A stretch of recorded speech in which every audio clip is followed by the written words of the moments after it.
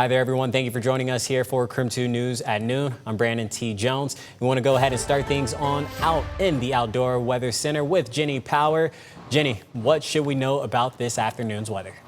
Yeah, Brandon, taking a look at the forecast, we're under this weather impact alert because we are faced with, yet again, another round of some red flag warnings. So they started at 11 a.m. They will be in place until 11 p.m. for all of these areas that are shaded in pink on your screen. And it's because I'm tracking some instability and the threat of some isolated thunderstorm activity. So it's true that, yes, we could see a little bit of precipitation with this, but the main concern has to do with lightning striking on our already extremely dry conditions we've been experiencing for the region, and then being further motivated, or I should say moved, by elevated winds that are associated with these storms that I'm tracking. So as I've stepped out here into the Outdoor Weather Center, it feels very summery outside. The sun is shining, 74 degrees, still dealing with some of that smoke and haze, which at this point is becoming a bit of our new normal. Our current satellite and radar, we haven't been seeing too much activity picking up as we speak, but all of these areas that are shaded in green have about a 10 to 30% chance of seeing thunderstorms as the day goes on, as well as into the early morning hours of tomorrow. Spokane itself sitting at about a 20% chance of seeing these storms. Otherwise, plenty of sunshine getting into our future tracker. We are going to watch to start to see some of these storms fire up in the Okanagan Valley and up near the Canadian border here by this afternoon and ramping up into this evening. A full look at this, as well as how much precipitation we could get out of this system, coming up in my extended forecast. Brandon. Well, today all evacuations are lifted for the Spokane Area Fires. For some, it's been more than 10 days since they've been home. Now, people are returning to what is left of their homes and trying to salvage what they can.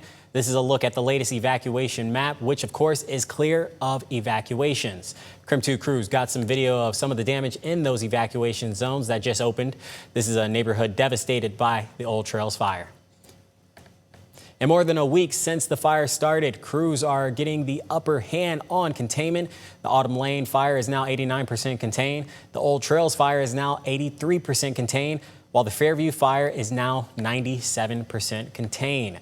Today is the last day for the Disaster Assistance Center at Shadle Park High School. The center opened just days after the fires broke out to connect wildfire victims with resources and support all in one location. KREM 2's Christian Garza shares what assistance will be available today for those needing help. As evacuees make their way back to their neighborhoods now that these evacuation orders have been lifted, the recovery journey is just beginning for those whose lives have been upended by these wildfires. Now, that's why organizers wanted to reiterate that while the Disaster Assistance Center is closing today, that doesn't mean that there won't still be resources across the county for those who need help. Again, the Disaster Assistance Center is located here at Shadle Park High School and is open from 9 o'clock until 6 o'clock tonight. They have everything that you need, from food to pet supplies. They have insurance help, and they even have a place where you can get help with sensitive documents like a birth certificate or a social security card. They also have a free kids day camp and a place where you can come and get some clothes if you need. Executive Director for Student Support Services at Spokane Public Schools, Becky Dowdy, has been co-leading this center. Now, she says she understands that 6 days might not feel like enough for these people who lost everything in these fires, but again, she wants the community to know that help does not end here. And I know that that's how people can feel in a time of crisis like this, is that everybody shows up right when it's happening, and then people move on and go about their lives. And we just want our neighbors to know that we are going to continue to be here. Even if we're not here at Shadle High School, there are going to be resources throughout the county to be able to support them as they move through the process of rebuilding their lives. Dowdy says she doesn't have an exact number of just how many people came by for help since the center opened its doors last week, but just days ago, she says there were over 200 people who came by to utilize this center.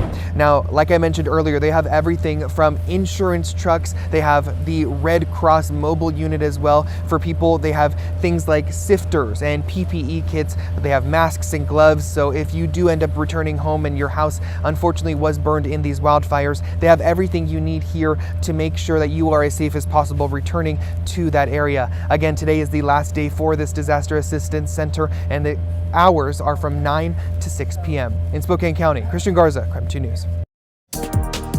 Well, today, the Meade School District is set to make an emergency declaration about the recent fires. The district says the fires impacted them, leading to potentially unsafe conditions at district facilities. They did not specify which properties were impacted. Under the declaration, they could skip some steps in the rebuilding process, like waiving competitive bidding. We first told you yesterday that Spokane Public Schools also plans to make an emergency declaration at their meeting tonight.